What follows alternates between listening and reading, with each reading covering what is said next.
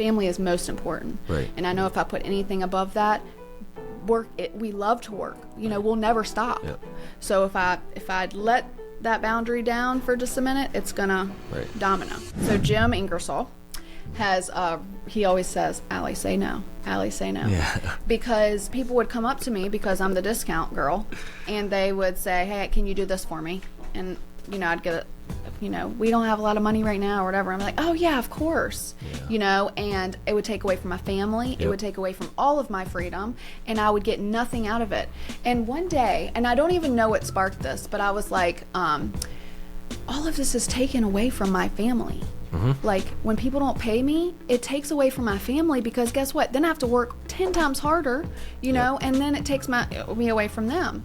And so now I say, if it doesn't help my family, my business, or my goals, I'm going to have to pass. I love it.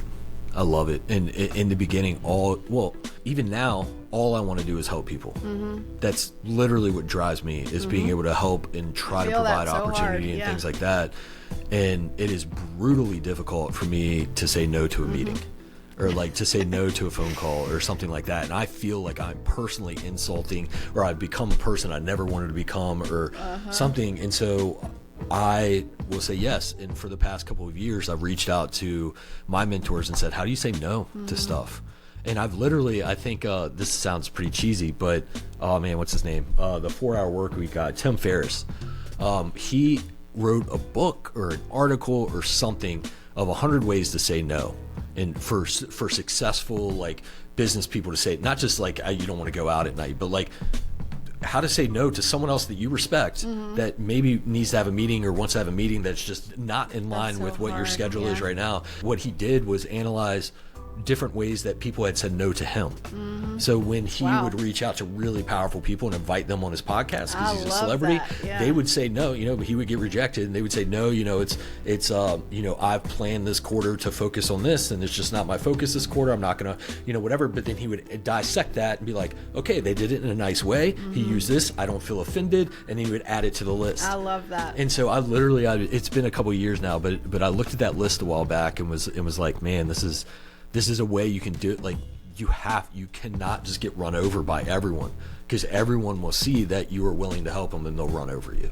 So the worst thing about me, which is it's a gift, but then it sounds like very similar to you, but it can really hurt me, and it hurt me more than it helped, which was not being able to say no. Yeah. I mean, I never could say no, because I wanted to help these people, and I wanted them to be successful, and didn't think about myself 100%. or my family. Yep, 100%. And I mean, now I'm really good at saying no. Like, I work Tuesday, Wednesday, Thursday, 10 to 2.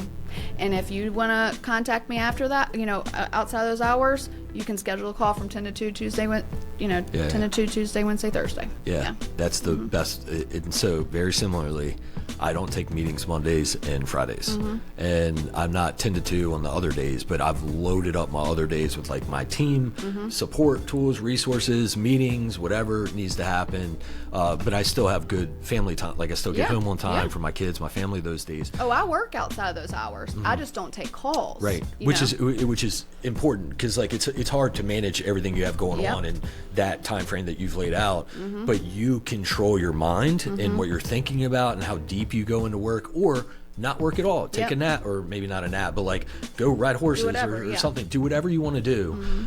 You can control that, and that's what's important. It is rare. There's probably 5 people that can call me right now that I'll answer if they just call me. The calls have to be scheduled. And again, like, I feel weird kind of saying this, because I'm not like that I'm not better than anyone. But it's just, you get to a point where you realize it's them or it's my family. Yes, 100%. That's a pretty wild wake up when. Yes. That's exactly my mindset. It's them or my family. Right. And now it's my family. Yeah. And I didn't know how before to create that boundary. So the other day, someone called me, a work call, and it was outside those hours. Everyone knows my hours. You email me, it's there. Yeah, I saw that. That was awesome. And they know that. So Corey said, "You're not going to answer that?" I said, "No, it's 5:00. You know." And he said, "Well, when the phone rings, that's money to me." And I said, I mean, it's not about money for me. This is my family time. Right. You know, if it's about money for me, then I need to move on. Right. You know? Yeah. So it needs to really be, for me, family is most important. Right. And I know if I put anything above that, we love to work. You know, we'll never stop. Yeah. So if I let that boundary down for just a minute, it's gonna domino.